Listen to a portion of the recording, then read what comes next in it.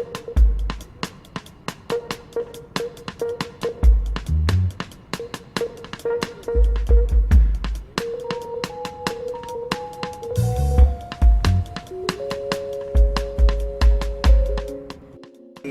8th Biennial International Herbert Marcuse Society Conference.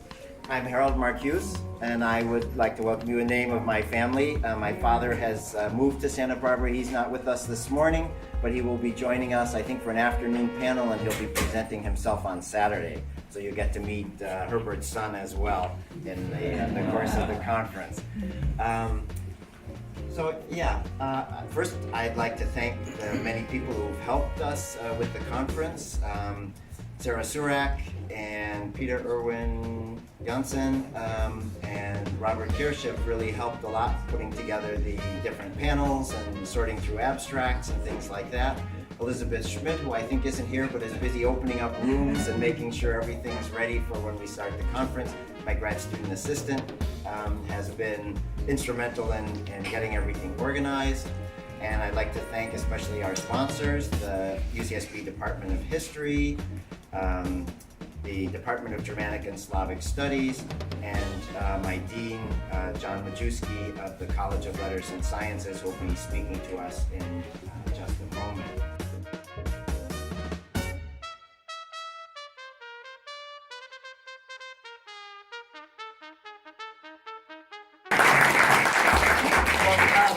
I'm absolutely delighted to welcome you on the International Herbert Marcuse Society to UC Santa Barbara. It's a big honor for us to have you on our campus.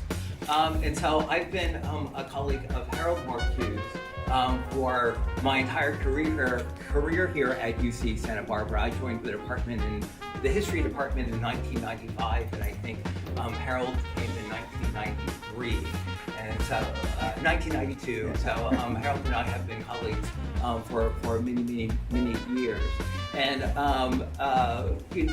and obviously having Harold here on campus and having him in conjunction with Sarah and the other organizers put this conference together makes this a natural place to hold this conference at UC Santa Barbara. But I think there are other reasons why this campus makes sense for a conference of this type.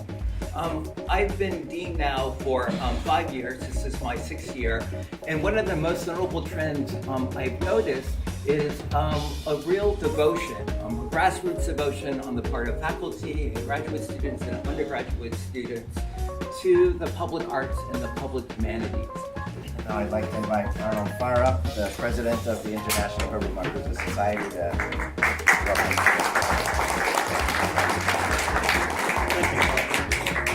Thank you, and thank you all for being here. Welcome. And I want to take time before I do anything else to thank Harold for all of his hard work. Harold and his team.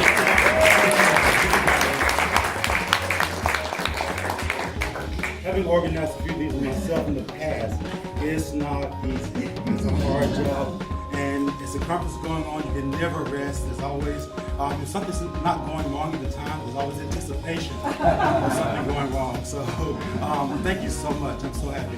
I can't say enough about how thrilled I am to be here. And every time we have this conference, I'm thrilled. And there are new people showing up every single time. That really excites me. So for the new people, I want to say a little bit about the history of the conference. And I think when I do that, you'll see why I'm so excited to see the conference growing and for there to be new faces every time we have this conference.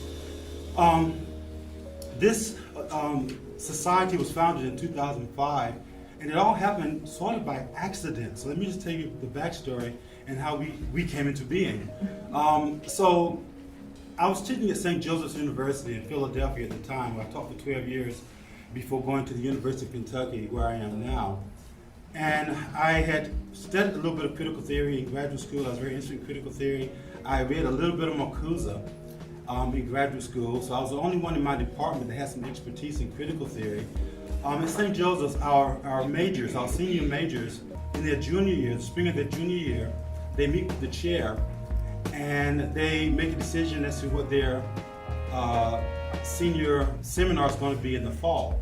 They'll pick a topic, then they'll find someone in the department who has some expertise in that area, And it just so happens that somehow this group of students heard something about critical theory, and they picked that as their topic, so I was chosen to do the senior seminar the fall of 2001. And I decided then I was going to immerse myself in Marcuse. I wanted to read more Marcuse, so I chose a wide range of books by various members of the Frankfurt School, and two by Marcuse, of course, Eros and Civilization, and One-Dimensional Man. And we're reading One-Dimensional Man when 9/11 occurs. And we're reading this and sort of focusing on One-Dimensional Man and the political rhetoric after 9/11. And one thing we noticed is how an external enemy was being constructed, right? And at the same time, we're reading Marcuse talking about the need to have an external enemy. So you have a repressive, oppressive society. The focus is never on what's happening in the society, but the external threat. And so we create a fear of an external threat. And so we watched that happen, and we were wondering, well, what about all the people who died, all the babies who died of malnutrition on 9/10 and 9/12? What about the rapes that happened on 9/10 and 9/12? What about the brutalization on 9/10 and 9/12, the poverty? And we just went on and on. And at some point, somehow, Marcuse became our boy. And because he sort of helped us think through these things.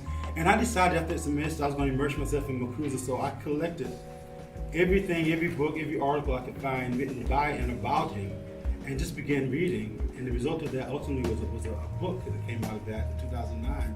But prior to that, as I'm working on Marcuse and working on the book, it's 2004, and I realized that 2005 would be the 50th anniversary of the publication of Eros and Civilization. And so I got a wild, crazy, stupid idea, which actually ended up being a good idea. It was like, let's have a Marcuse conference. The only Marcuse scholar I knew at the time, the only person I knew who worked on Marcuse was Doug Kellner. Right? So I know one person who works on Marcuse, and I'm going to have a Marcuse conference.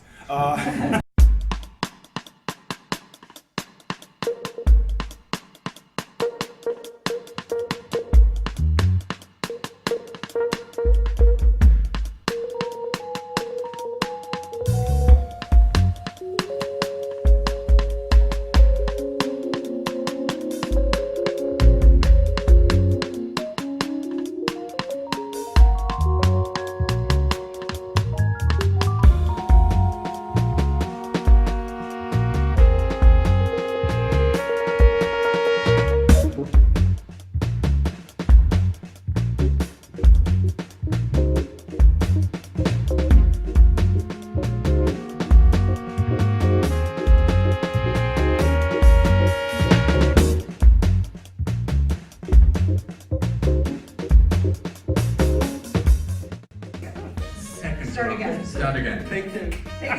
Take two. I've been offered a prestigious post at Humboldt University in Berlin, Hannah. But I will remain at Freiburg, close to my beloved mountain cottage, of course. My work is intermediately rooted in the lives of these persons. Does that mean we have to have dinner with the peasants again? Of course.